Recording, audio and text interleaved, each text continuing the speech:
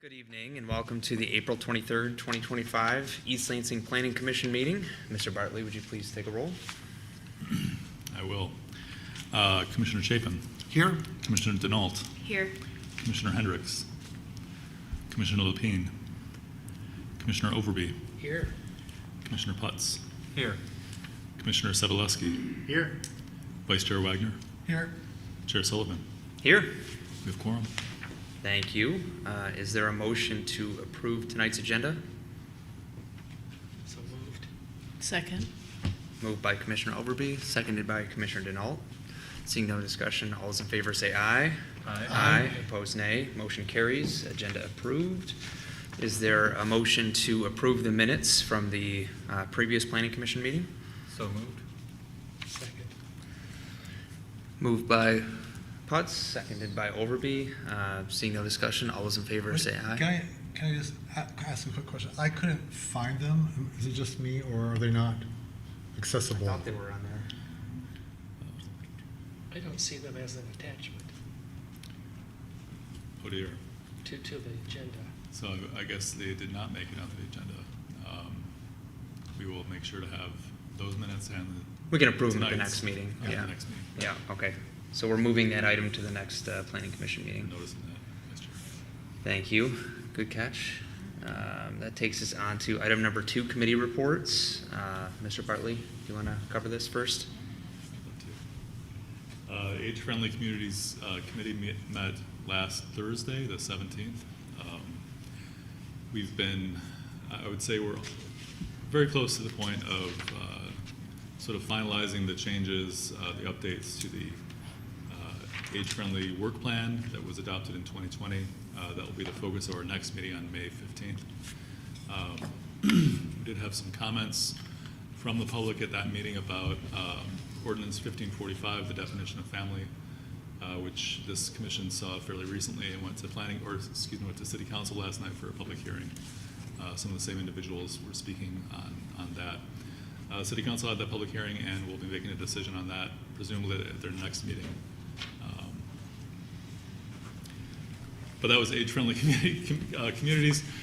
Committee is, like I said, working on the work plan. We received a presentation from the Director of Primetime that was discussing the senior survey and those results. And we'll also have information about that at our upcoming planning, all plans, citywide planning meeting on May 21st, which is one plan, two plan, red plan, blue plan, which I'll talk about again in the comprehensive plan update committee report. But that was it from Age-Friendly. Okay. I guess the next would be comprehensive plan. You have any updates? I was actually not at the last meeting, so Okay. that was a great report from each. I concur. All right. Thank you. All right, Mr. Bartley, on comprehensive plan update, do you have any further updates on that one? I do. For the comprehensive plan update, I'm very happy to report that at last night's council meeting, council approved the distribution for the public to review that plan. So our 6 week starts essentially today. I'll be sending out that review draft to a large number of people and adjacent municipalities, utilities, railroads, et cetera, tomorrow. So that 6 week clock will start to have the review period, which will finish up right before your first meeting in June. I think it's June 15th. That might be. I'll look up the period is the 11th of June. Thank you. So the end of the period is 11th of June, so actually June 17th. That would be your next Planning Commission meeting. So we expect to have the comments aggregated for you at that meeting so you can recommend modifications before your public hearing for the comprehensive plan. So far, I've heard, I guess people have been reviewing the plan from your agenda item report that was presented last meeting, and we've already been receiving some pretty positive comments. So I'm happy about that, but I'm also looking for not so positive comments as long as they're constructive. So I'm looking forward to seeing what we hear back from the community in that 6 week period. I think that's all from me from the comp plan. Okay, and then on the green code, I don't know if you have any updates there. I know we haven't had any green code meetings since, and the next one is in May.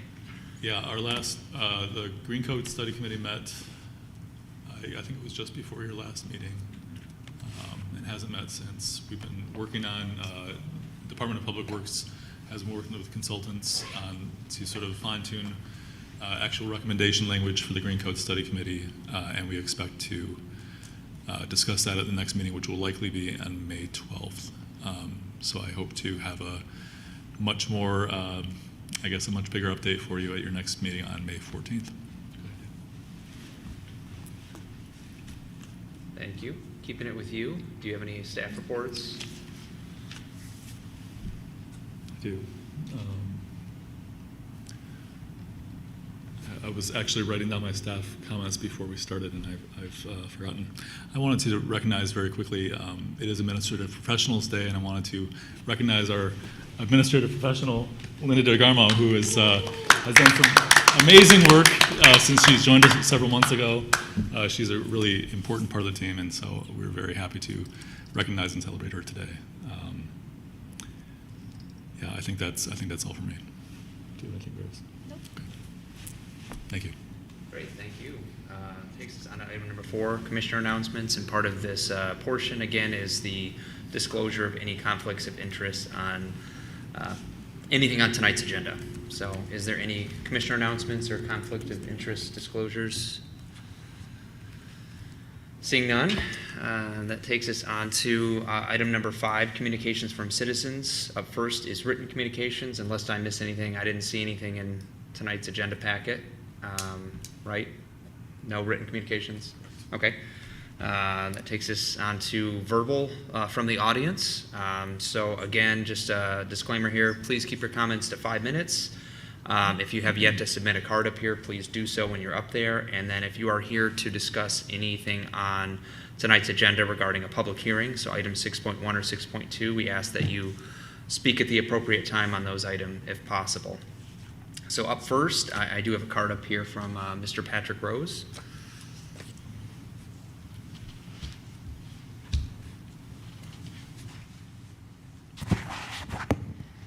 Thank you.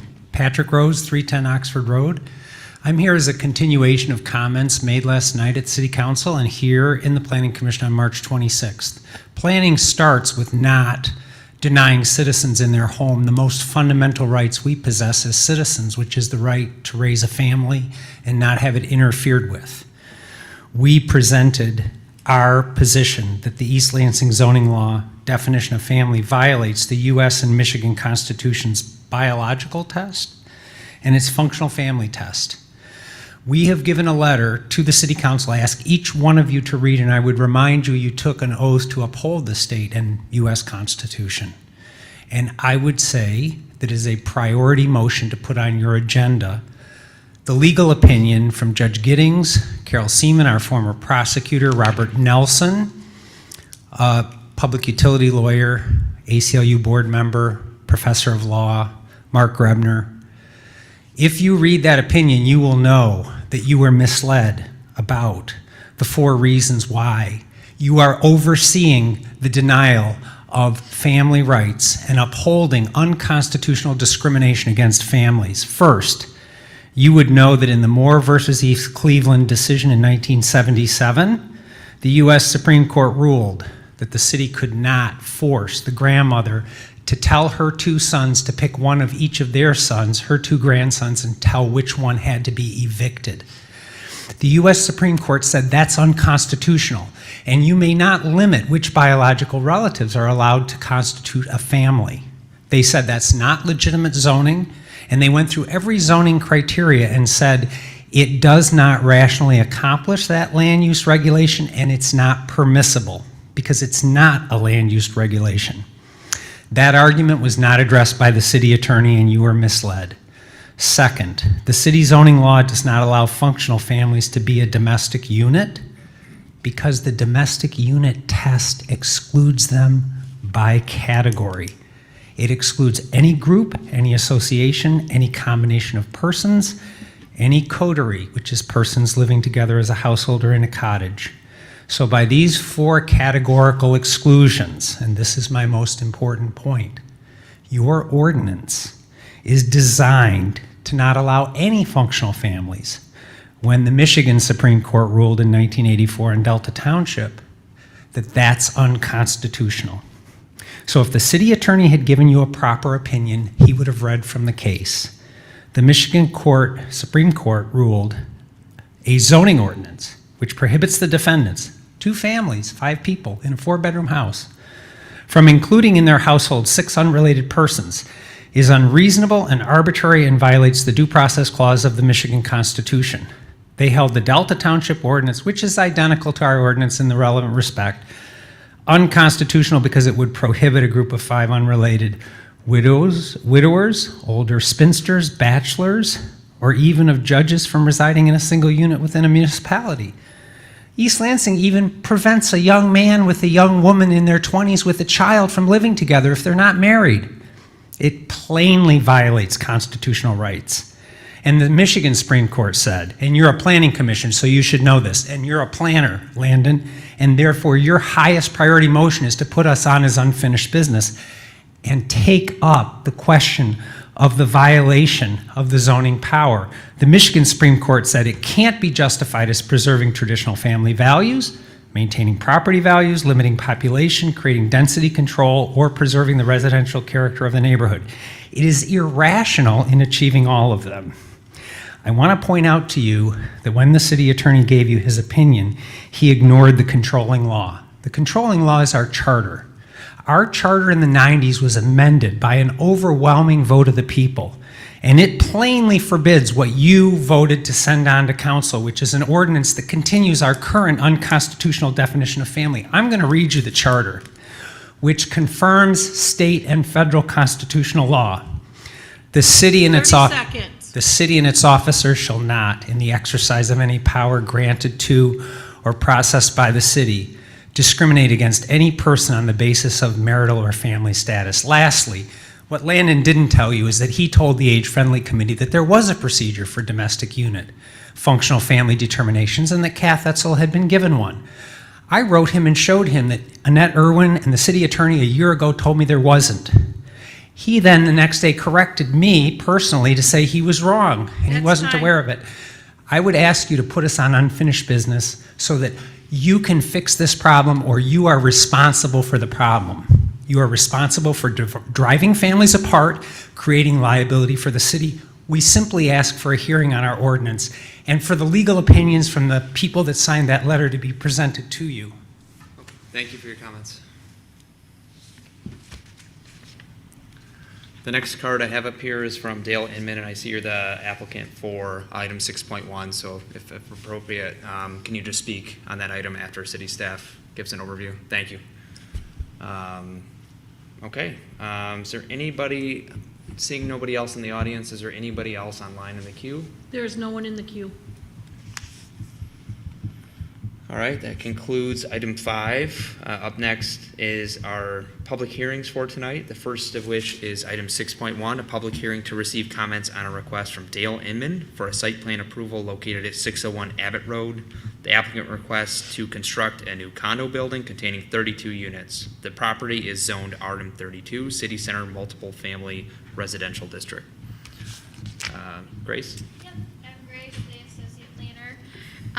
So the proposal for this project is to demolish the existing office building that is on this site in order to construct a 3-story, 32-unit condo building. Each of the proposed units are 1-bedroom units that range in size from about 570 square feet to just under 860 square feet. So the proposed layout includes the 3 stories with parking located underneath in addition to behind the building. One of the items of note is that in the RM32 district, the project is only allowed to have half of the required parking spaces on site. So this project is required to provide 32 parking spaces. So that would only allow them to provide 16 spaces on site. They are requesting 35 spaces, and that is within the right of the Planning Commission to grant a waiver. So at the next meeting, there will be a sample motion in your packet to either approve or deny that waiver. And I will also note that in distributing the application to departments throughout the city, one of the primary concerns of the police department was the availability of parking. Because the property is not located near our public parking system, there's not that available additional parking to supplement the difference in the 50%. And they did still have some concerns about the amount of parking that is even proposed now, which is the 35 spaces. However, that's pretty much the maximum that can fit on the site reasonably without exceeding coverage requirements or increasing impervious surface from the previous project. Let's see. So there are some revisions that need to be made to the landscaping plans to provide some more details, and there are a couple of screening requirements that need to be adjusted to be met. Those are all things that can be provided on a final landscape plan before permits are issued, and any sample motion will include that information as a requirement. The building department also provided some comments which the applicant responded to in a letter which is in the packet. Those comments, after speaking with the building department, are all things that would be addressed at the time of permitting, but they wanted to make sure that the applicant and the people working on the project were aware of these things so that when they produce the final building plans that they incorporate those things. Let's see. The last thing is the engineering department also provided some comments to the applicant. Most of those are things that can be addressed at the time of permitting as well. We had a meeting on Monday with the engineering department and the applicant and kind of went over the major thing that needed to be provided for more detail was the stormwater calculations. That has been added to the packet as of today, and if anyone needs them, we have extra printed copies. So that was to illustrate that there is no net increase in stormwater from the previous building. So I guess that's really the summary of the project, and if anyone has any questions. Okay to ask Grace questions? Yeah, please. before we- Okay. Yeah, before we- then we'll bring the applicant up. So these are questions. So I just had one, first of all, Grace, I think your reports, your staff reports are really well done, easy to follow, and I appreciate that as one that is reading. So there was a question that I had actually on page 8 of your staff report under the heading of traffic, and I was a little confused. I'm gonna read this.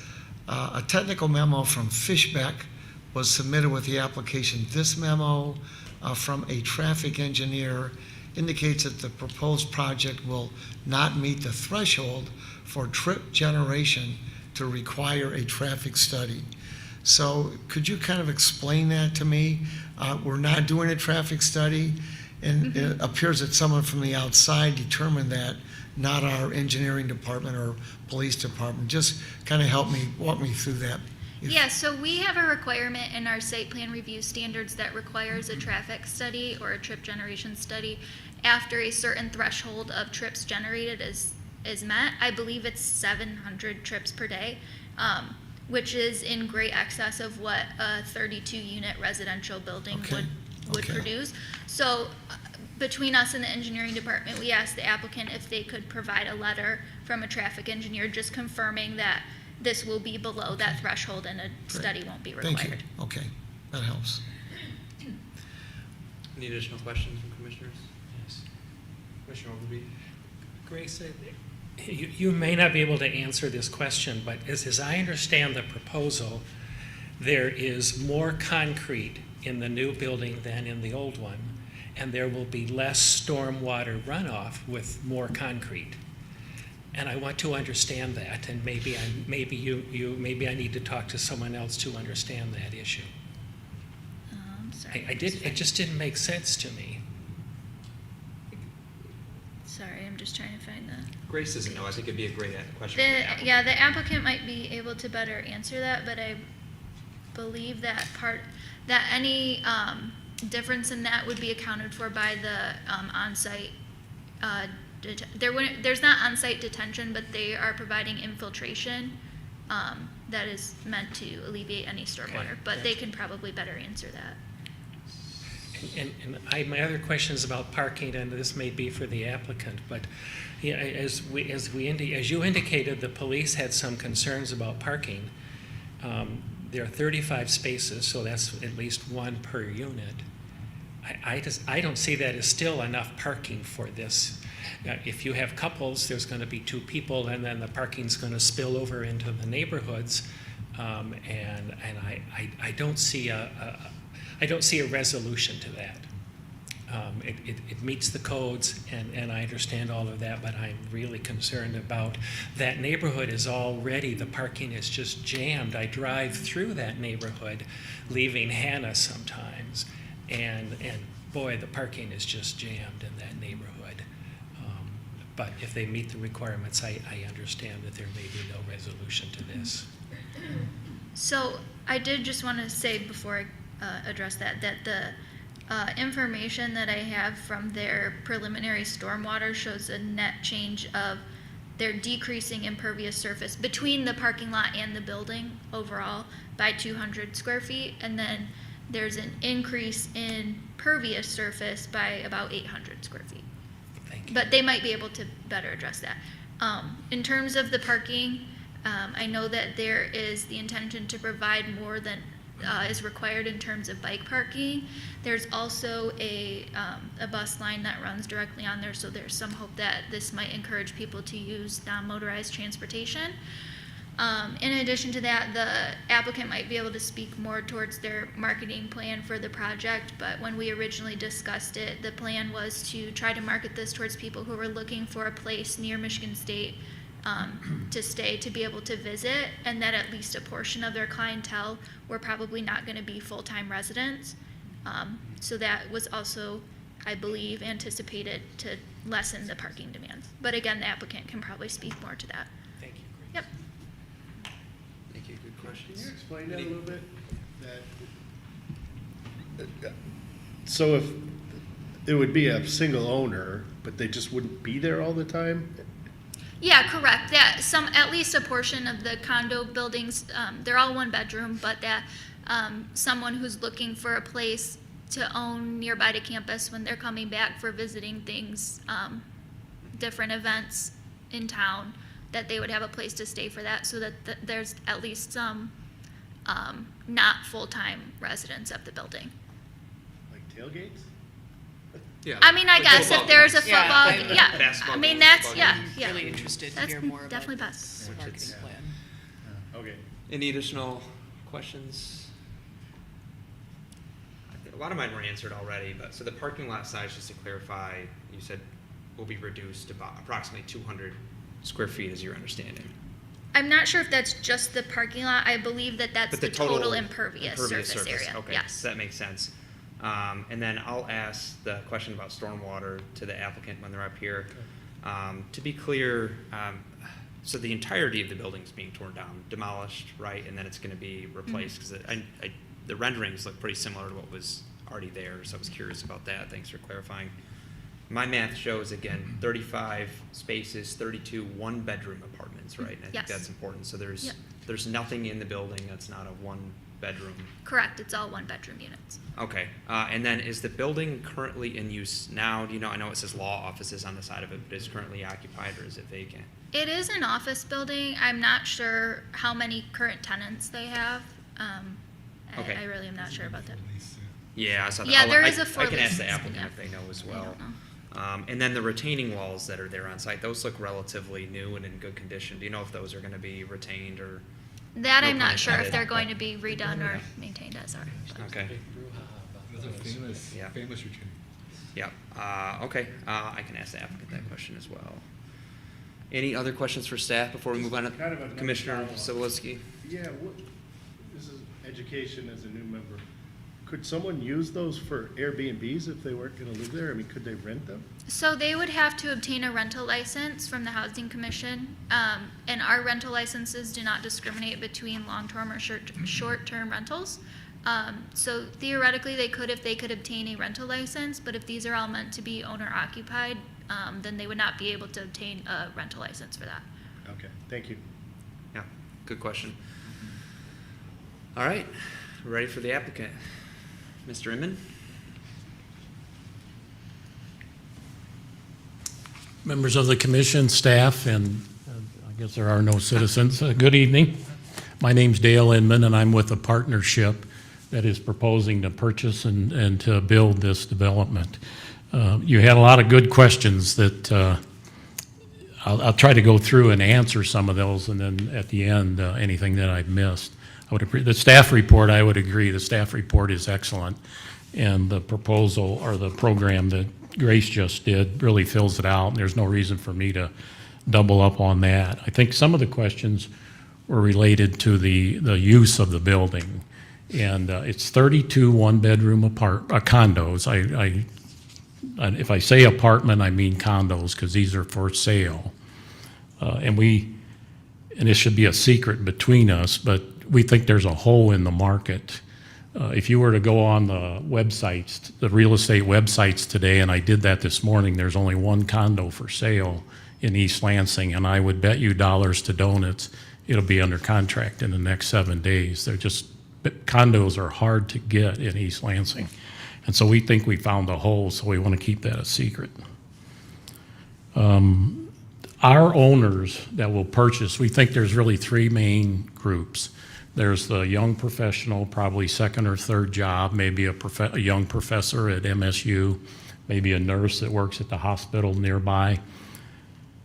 And then there'll be some people in the middle range there, and then probably a few empty nesters that want to downsize and they want to move into a condo because they don't want the hassle of yard work and other things associated with that. So those are the customers that we think will sell to. The other group, and it alludes to one of the comments made by one of the commissioners, is alumni groups. We think there'll be a small group that will purchase a condo because they like to come back to Michigan State to watch a basketball game or a football game and other activities, come back and visit with their college friends.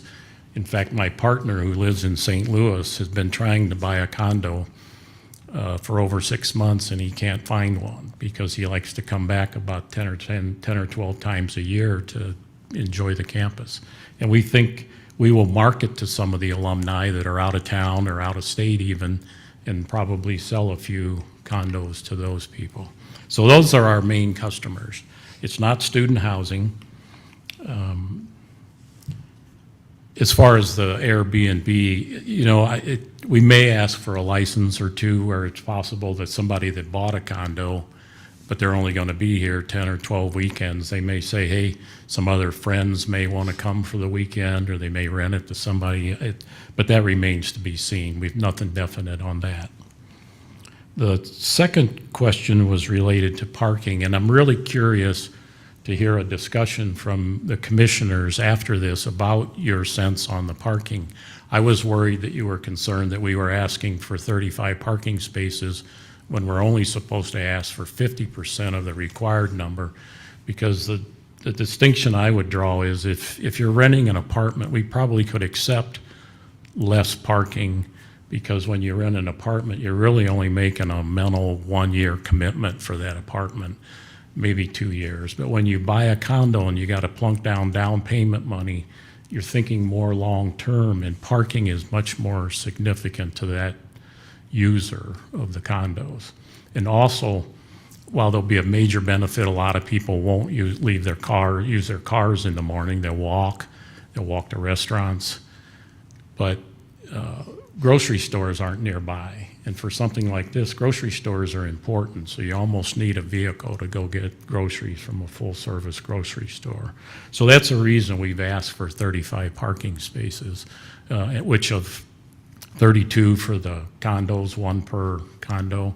And then originally we thought there'd be 3 handicap spaces, but apparently we only need 2 under ordinance. Stormwater, should I try to answer stormwater now or Yeah, wait please. for questions? I was curious if you have water retention on site or. Well, what our engineer wrote a letter, and he did stormwater runoff calculations. And basically, I'll get the letter so I can. We're parking half of our parking spaces, since there's a slope from the south to the north toward Fern. We're actually going to drive underneath the building just like you would a walkout basement in a house, and we're going to park half of the cars under there. So you get a 2-for-1 benefit. The roof runoff is the same as the parking underneath that. It's not twice because there'll be no rainwater under there. So that really is the major reason why there's no additional runoff for this project. The current building has about 30 parking spaces on their asphalt, and outside where we have asphalt, we'll have about 17 parking spaces. So even though our building footprint is a little bit bigger, the asphalt coverage is much less just because of that parking underneath the building. And so that's the reason that it's virtually, we're a little bit less than what's there now, but not a whole lot. And there's some other best practices that we can do. We can take the drains from the roof, and instead of piping them directly into the storm pipe, we can spill them off into the lawn area and let it run 50 or 75 feet on the grass before it goes into a catch basin. That slows it down a little bit. You don't get a lot of credit for that, but it helps. So that's stormwater. We talked about parking. Somebody asked a question about the current use in the office. The office is it's about just under 10,000 square feet, and about a third of it is leased right now. And the owner has decided not to try to lease it while we're under contract trying to do something. So he hasn't leased it, but it's been about 35% leased for quite a while, so it's underutilized. Retaining walls, we're going to try to save some of those retaining walls because they really are good looking, and the question is whether we can leave them in place and still build our site, or whether we can remove them, store them somewhere on the site, and then use them again. But we won't know that until we get into final engineering details about where all the pipes are crisscrossing and how that really lays out. So I've missed some of your points, but I'd be happy to try to answer any questions you might have. I'll open it up to the panel first. Commissioner Denault, and then Thanks. Vice Chair. I know you mentioned stormwater a little bit, but can you talk a little bit more about the underground stormwater detention system that will be on site? Well, we haven't designed that yet. Okay. We'll do that as we had a conversation with the city engineer on Monday, and as part of final engineering, we'll get into that. But the current site's runoff coefficient is slightly less. Our new site will be slightly less than the current site. Yeah, With- I think my question was more related to, is this one of the ways that you're ultimately reducing stormwater runoff by adding detention? We'll Okay. add according Okay. to the, yes. Thank you. Vice Chair? I just have a quick comment and then a question. Thank you for I think the thoughtfulness of the parking structure underground. I know it's expensive to make, and I appreciate you doing half the spots under there and then reducing the concrete footprint on the outside. My question, so I live in Bailey, among students, right? Sometimes it gets very spirited. And we've had some big debates about balconies. And I see the word balcony only mentioned once in this whole thing, and they're Juliet balconies, which are just, you can't go out. There's no kegs, no room for, party on the outside. But will every space or every apartment or every condo have a Juliet balcony? Is this That's our by plan. design? That's our plan. But like you said, you can open the door and you stand inside the condo. You don't go outside, but it gives you a feeling of getting fresh air and a little more sunlight in because the glass goes from the size of a door rather than just a window. But you won't be able to sit out there in a lawn chair. Okay, just confirming. I've seen differences of plans and then action where, Well, hopefully our tenants are a little more mature. right. Great, thank you. Commissioner Overbey? I have a question and then a comment. What is the price that the condos are going to cost and the monthly fee?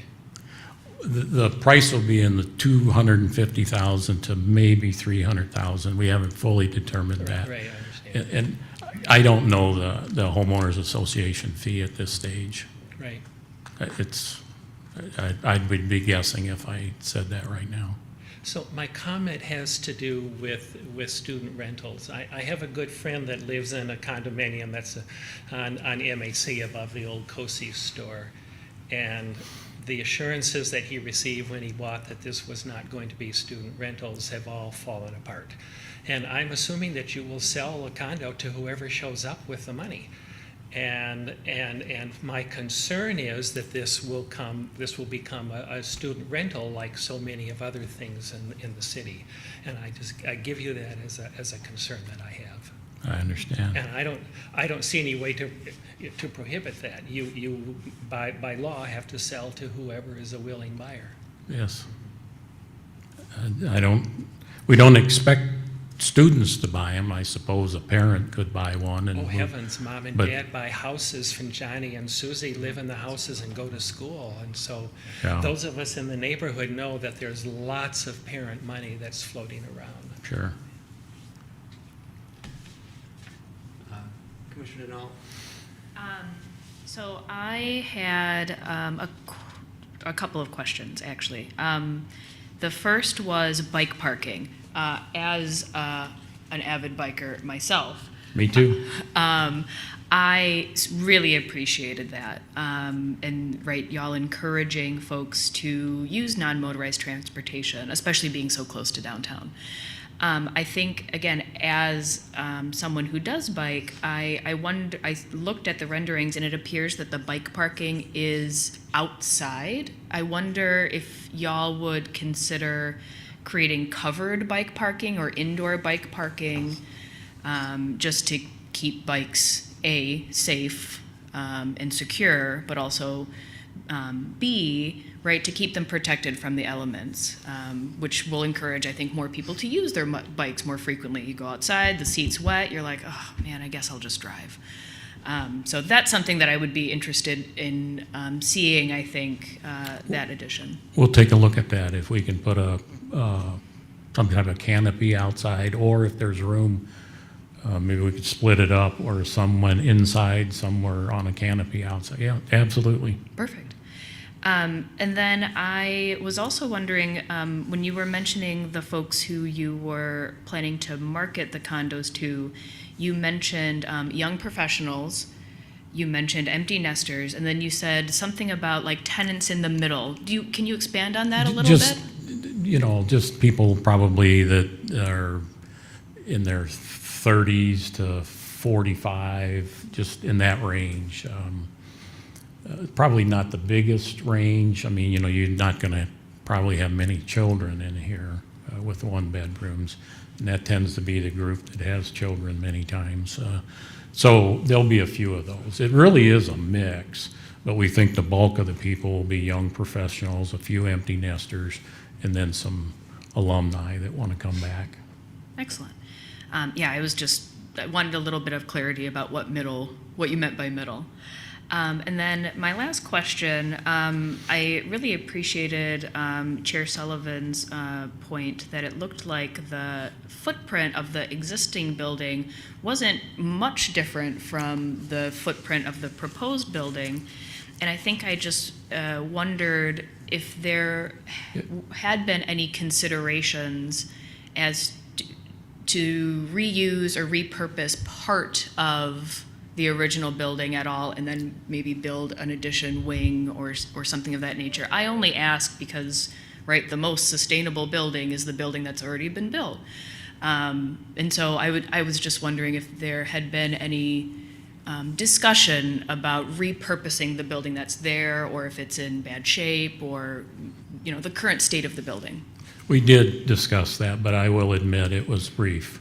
It's very costly to try to retrofit, make all of the math numbers work to meet the zoning based on ground coverage and footprint coverage.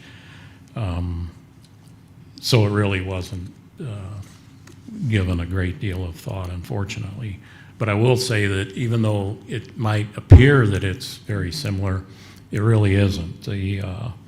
The total building is a little under 10,000 square feet that's there, and we're building a building that's a little over 23,000. But we're doing that by maximizing the footprint The one story on that existing building is around 3,300 square feet. Our footprint is around 7,700 square feet times 3. And that's what really makes the math work, so that we could build 32 condos and afford the price that the landowner wants, unfortunately. Yep, so when Chelsea was talking, I started looking at the renderings of the bikes. And on page 51, I see the phrase multi-story bike stand for 36 bikes. I don't know what a multi-story bike stand is. Can you tell me what that is? Well, that was our engineer who designed that. Oh, And okay. you can buy them on, it's not something that'll be made. It's, maybe you know better than I do. but- If you've ever gone, it's under I believe that's the Albert Street garage, across from the parking office. There's a bike room there for the tenants of that building, and it has some of those racks in it. I mean, those are inside the room, but it has like a stacking multiple layer. I'm sure we're going to refine that as we get closer to the actual project. Any additional questions? You guys are crushing it. You guys are answering, or asking all my questions, so. Commissioner Chapin? Well, just a clarification, I agree, the questions that have been asked are the ones that I have too, and that I don't want to run parallel. I'd just like to circle back a little bit. If someone were to purchase a condo and consider that an investment and rent it out, what would the steps be to have a successful rental agreement? How does that work? Just walk that through with me. Yeah, that was gonna be my next question. Okay. I was gonna ask city staff the same thing. So would they have, as proposed, let me rephrase that a different way. As proposed, that wouldn't be allowable with just a site plan approval. They would have to go through another approval process through the Housing Commission, correct? Yes, if you want to get a rental license, you have to go to the Housing Commission and then go to the City Council to get approved. If a property is not within a rental restriction overlay district, which this is not, the owner or the owner of an individual unit could apply for a rental license. The rental restriction overlay district is what says you can or can't apply for an initial rental license, and so this and other properties nearby could, but the owner would need to apply to the Housing Commission, show their intent, and then it would have to go to council as well. That's usually passed through consent agenda and not with the public hearing. Yeah, that makes sense. Another question I just crossed off, so that was a good one. Any remaining questions? Commissioner? Kind of a follow-up to my earlier question. Are you in the process of looking at this niche market in other college towns, or are you aware of any other buildings of this nature in college towns in Michigan? Not in Michigan, and we're just really getting started with it. Michigan State, my one partner from St. Louis he wanted to come to East Lansing first. He couldn't get his two older children to go to MSU. They all went to Missouri, but he got his youngest son to come here. He's a freshman this year, so he wanted to find something in East Lansing first. Must be the wise one.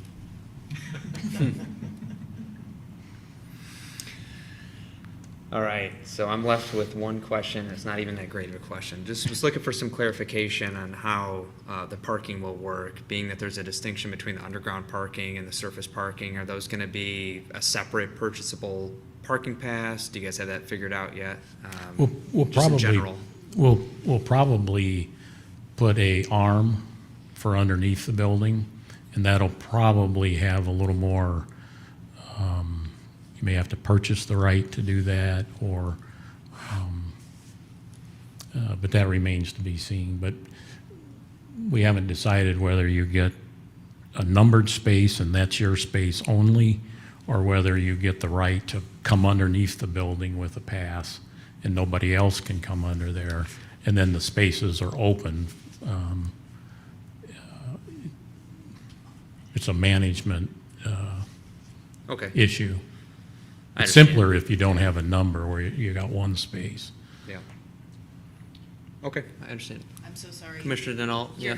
Your parking lot logistics question reminded me that I had another question. And maybe I missed this and I just didn't see it on the proposed plan. But you have a couple of ADA spots, and I did see some comments from the building department about some other ADA questions. I'm wondering, how would someone get from the ADA spots right up to like an upper unit? Is there an elevator proposed? Yes. Okay, There's an elevator. perfect. And then I did have another question. This is why I need to have all of my questions written out instead of in notes throughout the. And then you could just cross them off like It's like you've been doing this a while. that. Yeah.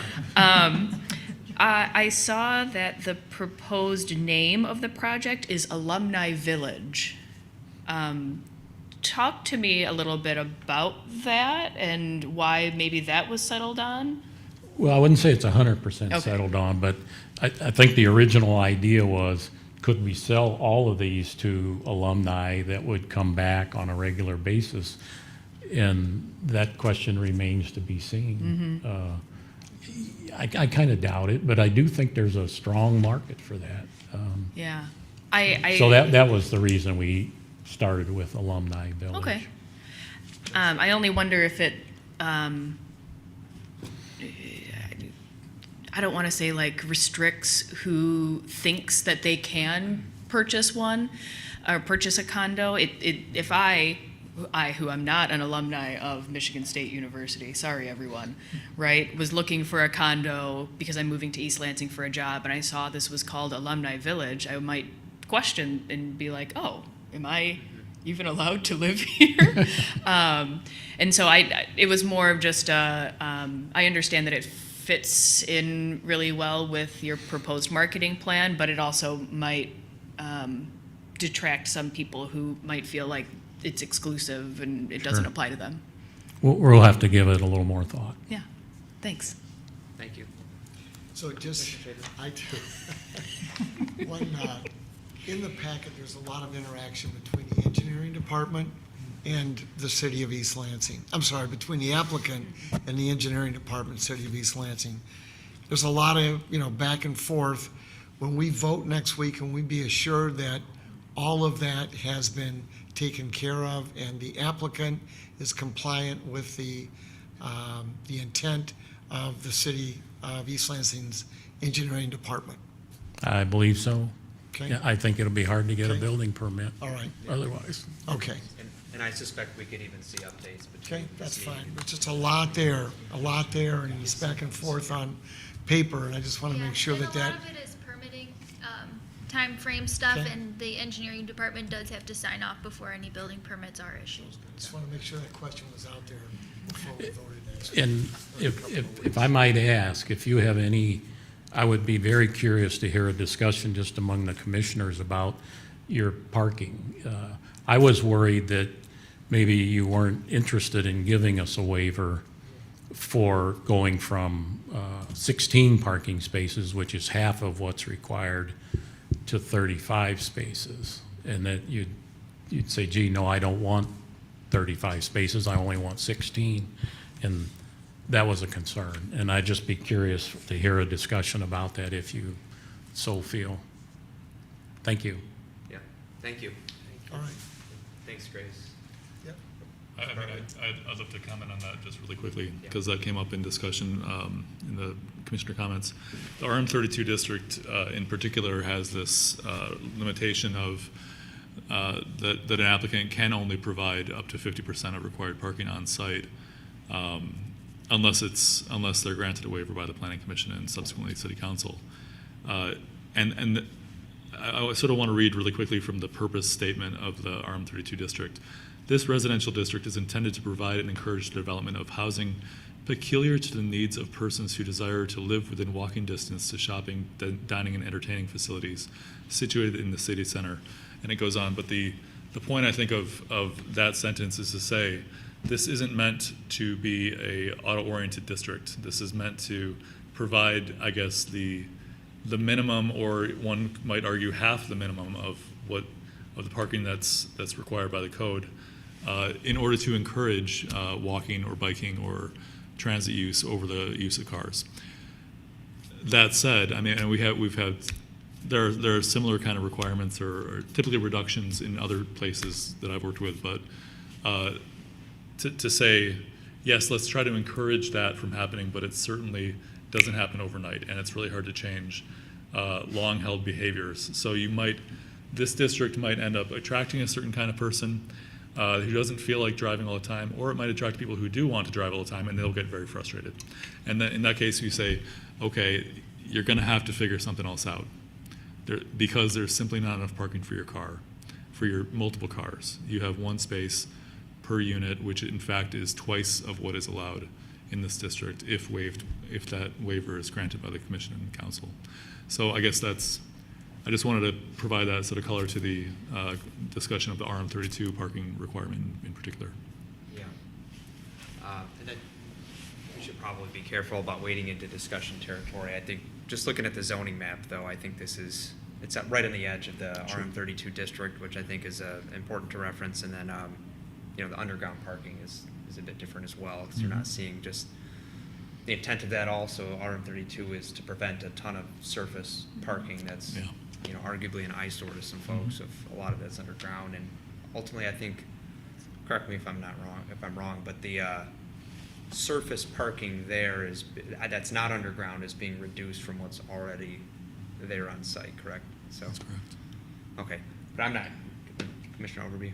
Just a brief comment. I would bet that every person that buys a condominium has a car. Whether they want to walk to the university or not, they're still going to have a car. And if you only had half the number of spaces that you had condos, I bet that would make it difficult to sell those other condos.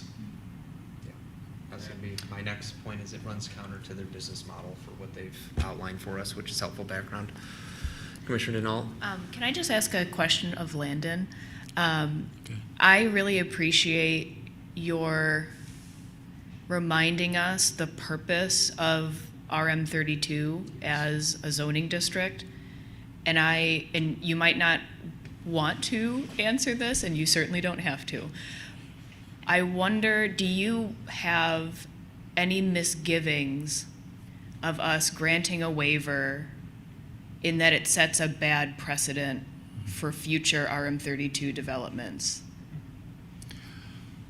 I generally don't see precedent happening in zoning decisions. I mean, I think that it is always going to be a case-by-case basis. It should be. Some developments are going to be able to, I guess, account for the additional parking in better ways than others. The underground or under the building parking is certainly a creative way to do that. Having additional bike parking or a bike room, like you were suggesting, can certainly help encourage people to try different things. I don't think I have any misgivings. Okay. by any means. No, that's really helpful, I think, for me, right? Because I think I really do believe in the purpose of, right, the RM32 zoning, right, for this sort of reason. And I would hate for a future developer to come in and say, well, you granted this project a waiver, right? Why would you not grant us a waiver? And so I appreciate your putting it in perspective for us to say, right, this is a case-by-case sort of thing. Not every project's going to be able to handle parking so creatively, so. And just, if I may, again, real quick, to read from the section in RM32 that talks about parking, and not more than 50% shall be provided on site. However, on the request of the applicant, the Planning Commission may waive this restriction in whole or in part upon consideration of the needs of the applicant, the impact of traffic on the neighborhood, the hours of operation of the business, if that were the case here, and the availability of public parking spaces if the property is located within 350 feet of the municipal parking system. So, I mean, there are different factors at play that might change the need for parking.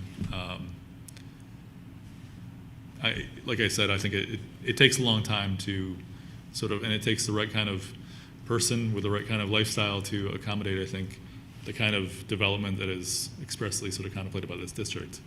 And reality might just dictate otherwise, especially right now. But that's at least what's in the code right now. So. Thank you for that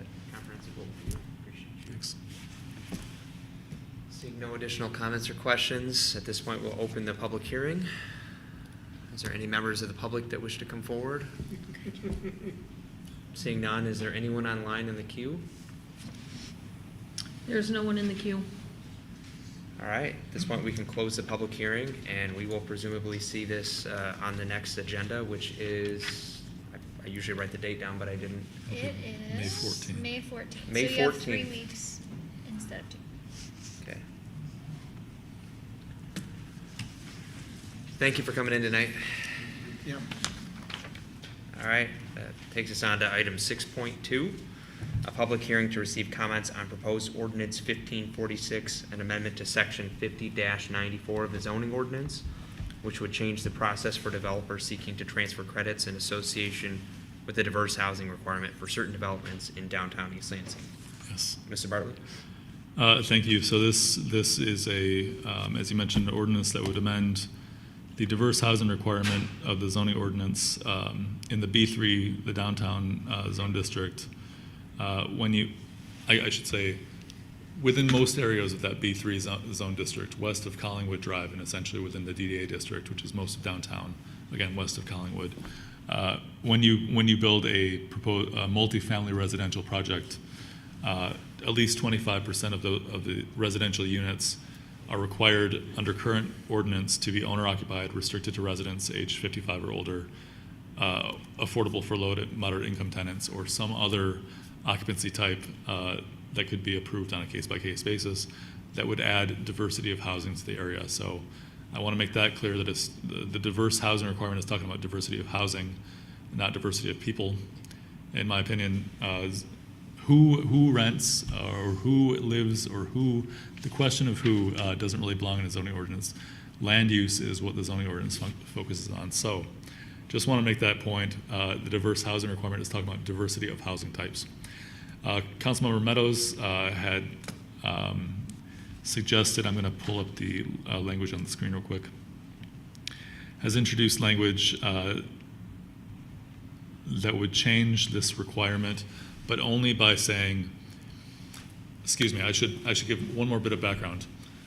The 25% requirement essentially can be transferred to another development within the same area, as long as the 25% requirement is met and exceeded. So let's say that a property has 100 units, and 50 of those units they're proposing to meet these housing requirements, be one of those housing types. They've now exceeded their 25% requirement, so they buy 25 units. So they could then take those 25 extra units and say, I will give those to another development across downtown that's also trying to build 100 units, but they want to do something that isn't one of these diverse housing types, right? Let's say student housing. So we exceed our requirement. We'd like to transfer those 25 units to this other development through a private transaction. That transfer is a current mechanism, and it happens periodically. This has happened very rarely, frankly. It's a fairly new requirement, and there has been very little development except for the last about 5 years. So the proposed amendment is to say,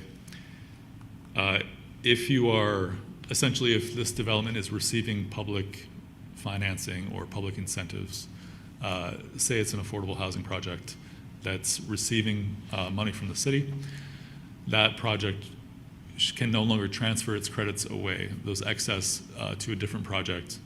I think the intent is so that you might not approve a multi-part project and then the affordable housing component or whatever that diverse housing type doesn't happen for some reason, and the projects to which those credits were transferred do, then you end up essentially having not met the diverse housing requirement. So the amendment that's proposed here simply would add the words, for any development that is constructed and occupied in excess of the 25% requirement of the section, without the granting of any economic development benefits by the city, including but not limited to payment in lieu of taxes or other tax abatement. And then it goes on, the developer can be given 1 credit per residential unit. So that is what is proposed by this amendment. No changes to the area, to the housing types, or to any other part of the section, but simply to prohibit the transfer of excess housing unit credits to a different project for proposals that are receiving economic development funds. I'm running over my words again, as happens, but I hope this makes sense. Can I answer any questions? Vice Chair? Yes, sir. So I know you said this is rare, but can you give us an example of where this has happened in the city? Do we have any diverse housing that's met the 25%? What comes to mind successfully? is Newman Lofts and Landmark between Abbot and MAC, between Grand River and Albert. My understanding, this is before my time, but my understanding is that Landmark was built and is all student housing essentially. And in order to reach that all student housing for the Landmark itself, Newman Lofts was constructed that is senior housing 55 plus, and therefore both projects met that. The Newman Lofts exceeded its 25% because it's 100% 55 plus. So then they could say, okay, we can transfer some of these to the Landmark so that they can be 100% because we're meeting and exceeding our transfer requirement. I don't know what sort of incentives they received, and I couldn't tell you offhand if we have other projects that have used this transfer. I'm not aware of any. And is that true still of the Newman Lofts, 100% over 55? Yeah. Okay. I think that there has been some interest in maybe changing that, but we haven't received any sort of formal application for that. Yes, ma'am. Commissioner Denault? I think just a clarifying question, and maybe because this happens so infrequently, we don't know yet, but do the diverse housing credits, can those transfer between developments by the same developer, or can they transfer between developments by different developers? Both and. Wow. Thank you. Sure. All right, I'm just gonna ask the question. Please give me an example of what we're trying to solve here. For the life of me, I just can't figure it out. Like, what is a hypothetical bad scenario that we're trying to mitigate with this language? Because this language reads really confusingly to me. And then I think another point is, you said like public assistance, and I thought you were referring to things like Section 8 housing. I don't think, because it says by the city, No. economic benefits Right. by the city, so it has to be a city benefit. It would be a city. Not sort state, of- not federal. Correct. City incentive.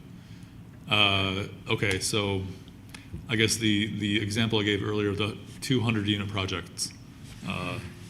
One, the developer wants to build student housing, 100% student housing. The other one, the developer wants to build 50-50 of, say, owner occupied and senior housing. Well, both of those would met. Let's just say owner occupied. 100% owner occupied. No. Let's for these purposes, I should say let's make it affordable, because then the affordable housing projects generally need public incentives to be constructed. So if the city is, say, offering a payment in lieu of taxes as a way of decreasing the construction costs or the holding costs for this affordable housing project, where otherwise that affordable housing project could then transfer some of those credits to the student housing project across downtown, because they're receiving some sort of city incentive. They cannot transfer now. The other project will then have to meet that requirement, or have its units transferred from some other project that's not receiving a city incentive. So I understand that, but said another way, why is this a type of behavior that we want to prevent from happening? Like, what is the downside of allowing them to transfer this? Isn't there another way to accomplish it? If we're concerned, hypothetically, that they won't build the 25% requirement building, couldn't that be solved through a contractual bit of language, or requiring them to build that building first instead of I think that would. It seems like it's a I think that would hammer work. approach.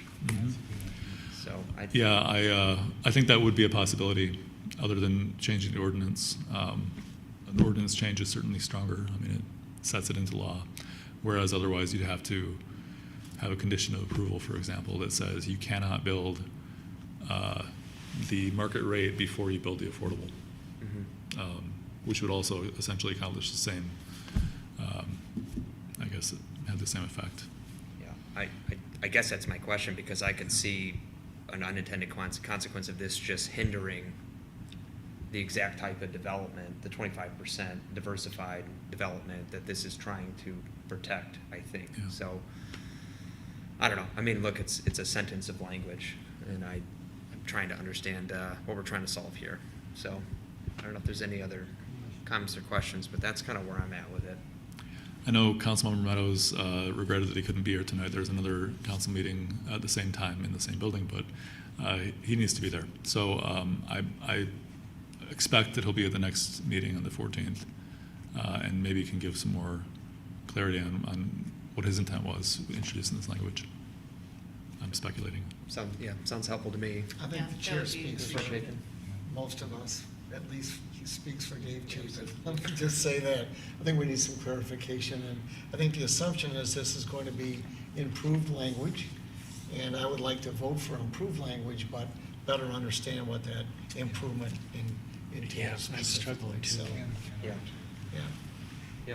Yep. You know, perhaps an example of a situation that we're trying to prevent happening in the future. And Right. to me, it reads like it makes it more difficult, not less difficult, to get that 25%. But yep, I'm looking forward to continuing the conversation and getting more input. But and I think tonight is just presenting this as a possibility. And if we're so inclined after an explanation, we could vote on it as soon as the next hearing, right?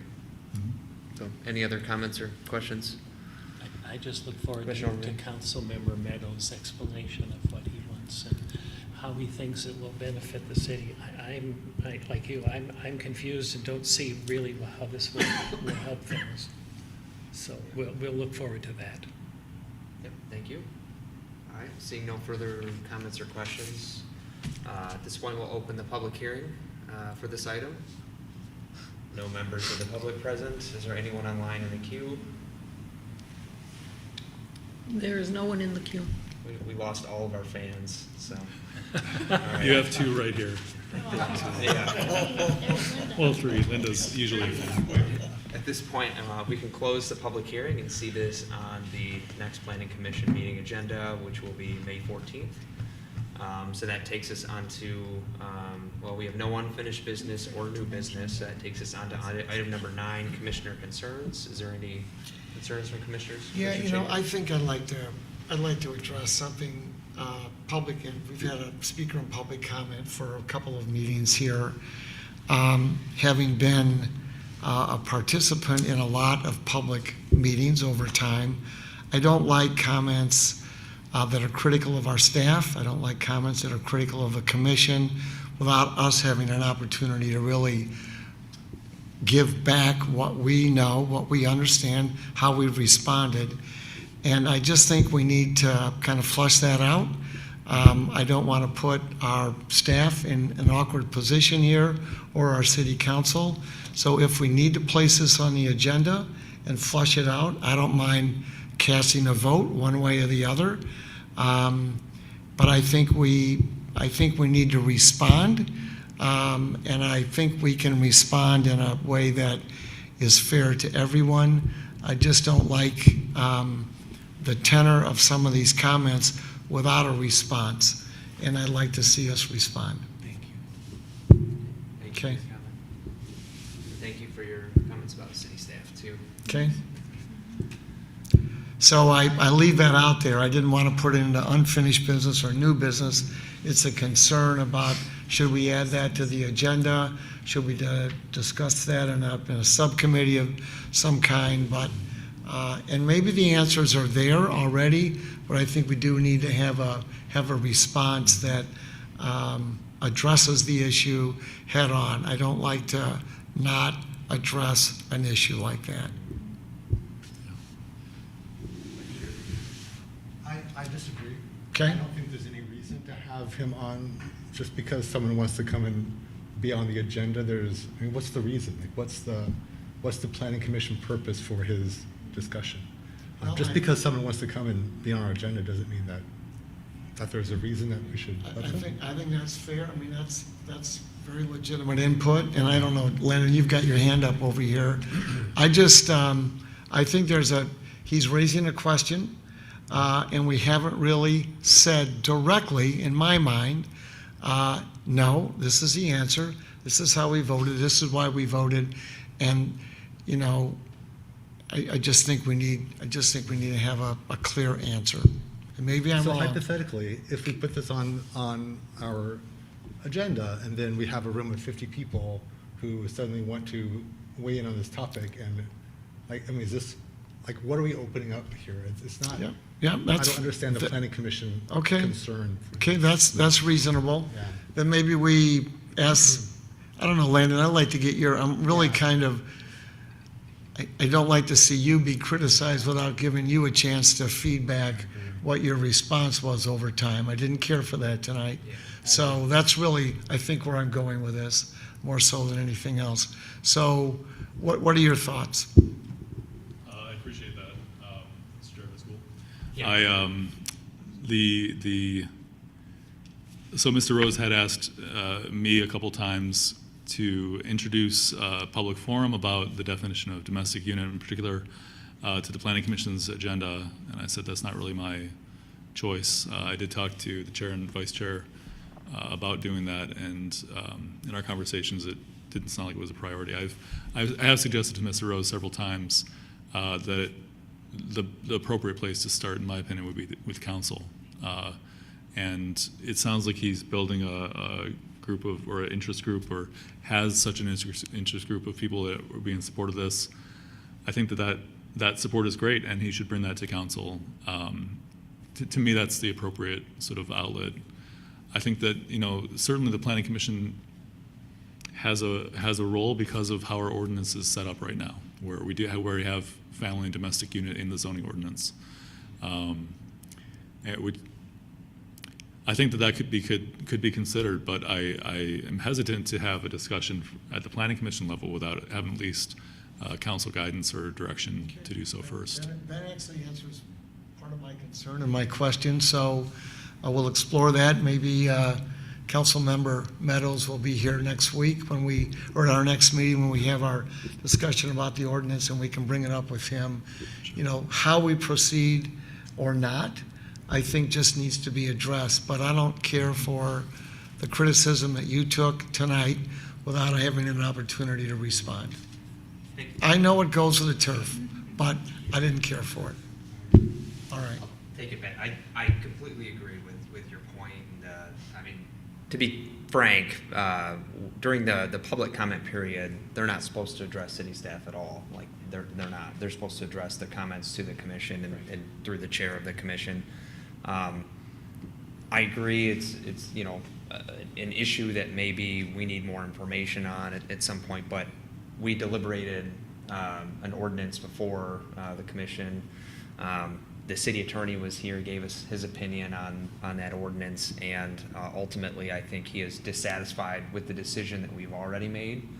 And if council determines that this is something that we need to pursue, or another commission that maybe is more appropriate to pursue it, I think we can pursue it. But I think at this point, I don't know what we would even be considering. But yes, the comments on city staff, I agree, it was inappropriate. But yeah, I'm not against having the discussion if there's something you think we should consider. I just don't even know what we would put on the agenda to consider at this point. If I could jump in, Dave, I understand your feelings of perhaps protection of Landon from being attacked and the commission from Actually, being I attacked. don't think Landon really needs protection, but it's nice to And- hear it from the commission, so he can handle that. My concern is, I don't see it's our role to get into a counterpoint with people that are coming to testify. I worked for the state for many years, and we worked with the legislature, and we would just get beaten up over and over again, and we had to just take it. And that was not a forum where we could have a counterpoint. Outside of that setting, we could approach someone and say, here's an issue, and let's try to work on this together. But in this public forum, Dave, I understand and Okay. appreciate All right. your All concern. I'm very concerned about a point-counterpoint. Yeah. Any Mr. Chair. additional comments on this item? Yeah, I'll let you that's wrap it fine. up. I said what I wanted to say, and I think we've responded a little bit, and maybe this goes forward, maybe not, but I think the city council was probably the correct spot, so, fair enough. Mr. Bartley? For what it's worth, I do want to correct the record, in my opinion, is that he did mention that I had made a claim, and then I corrected him later, and I would say that I corrected myself about my claim that I made. The next day, realized that I had made a mistake in what I said, and emailed him and many others that were on his original email string. So just to mention that, but also that there has been quite a public process for Ordinance 1545 to change the definition of family as it's currently proposed. I mean, it's been to the Planning Commission, it went to the Housing Commission, it was introduced, it went back to the Planning Commission for the decision. All three of those times, there was public comment. There was public comment at the Age-Friendly Committee, which I was not expecting, about this, and there was public comment tonight about this. I think that there have been opportunities for some public discussion about this change, and I hope that there's enough interest in the community that maybe it is worth council to take this up as a discussion.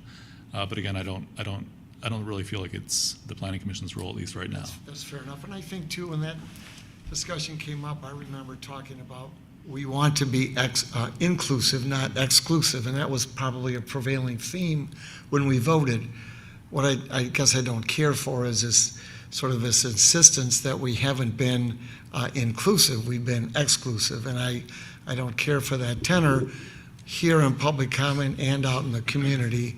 And I probably said enough, and I'm good. Thank you, Commission, for channeling my comments tonight in a positive direction. So I'll let it go.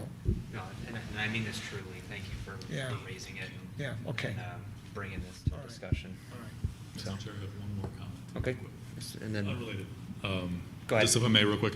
The thing I forgot to mention in the staff report was that last night the council passed a policy resolution that will allow staff to schedule public hearings, the council's public hearings for special uses, which has heretofore been a requirement that the council itself schedules its own public hearings for special uses.